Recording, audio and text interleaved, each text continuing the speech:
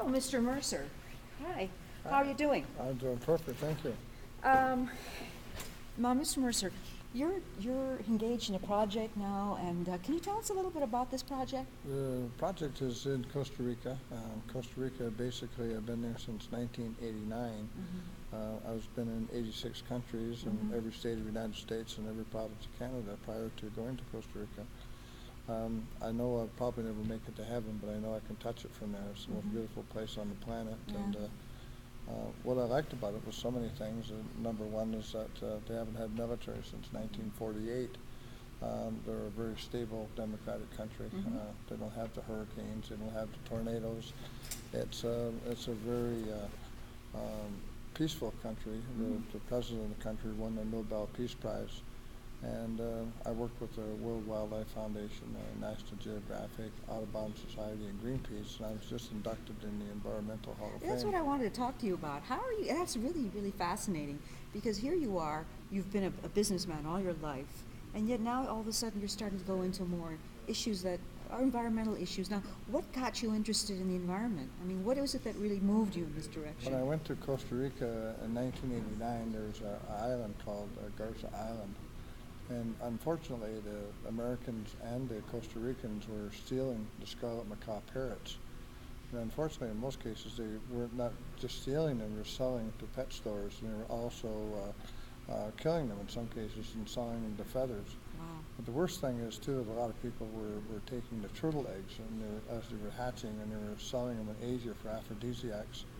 And a lot of people feel that they can, anything that money will purchase, they can have a pet monkey. Right. Well, unfortunately, the only way you can have a pet monkey is to kill the mother. The mother will fight to its death.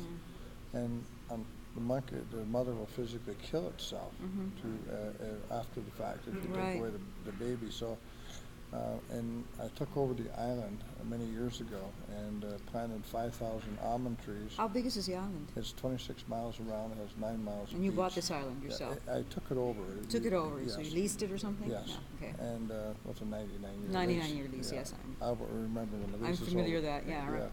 I won't remember when the lease is over anyways. But But your grandchildren will. Exactly.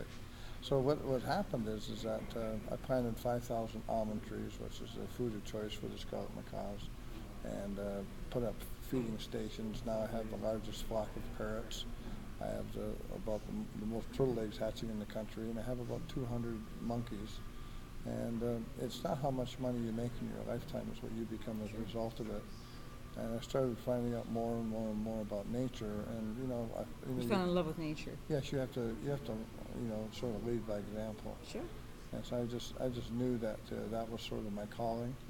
And Like, how long ago did you realize this was your calling? Because that's a really important thing. I mean, you were a businessman all your life.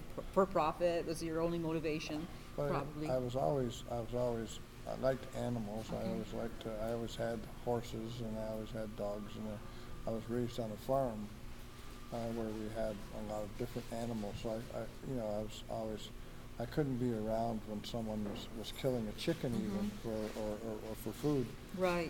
It was always that I was so attached to animals that the only time I've ever shot an animal was with a camera. So that was the most important thing to me. Yeah. So the species or the animal species that you started to get involved with are more tropical species like the macaws and the turtles and these are kind of endangered, aren't they? And that was the whole thing.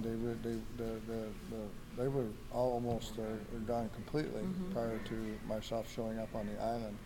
If I hadn't have taken it over when I did, they would have been totally gone. Oh God, that would have been really a huge loss for humanity. And so this is you feel your contribution to humanity, basically. And like I say, the key is that you can only lead by example. And because of that, I've been working with other programs recently, and by doing that, I'm putting out the awareness to virtually thousands of people.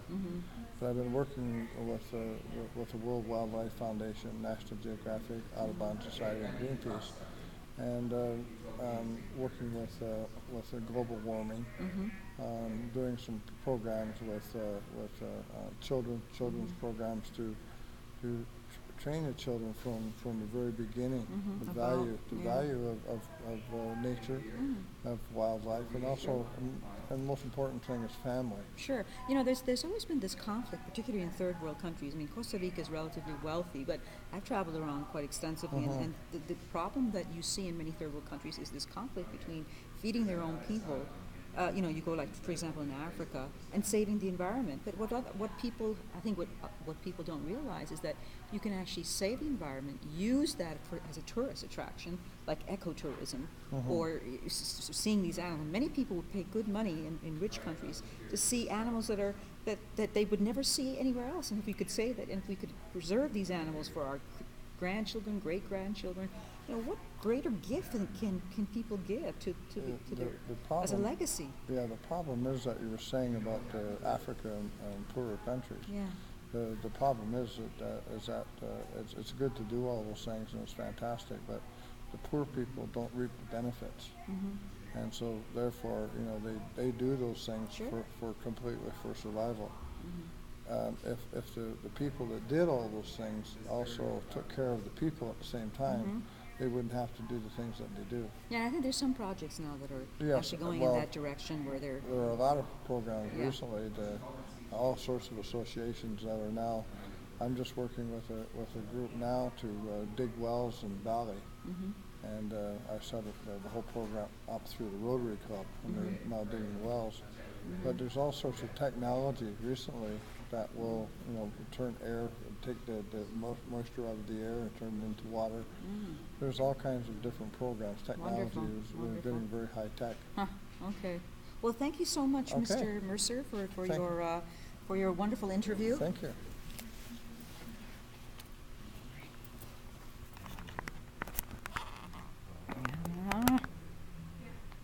It doesn't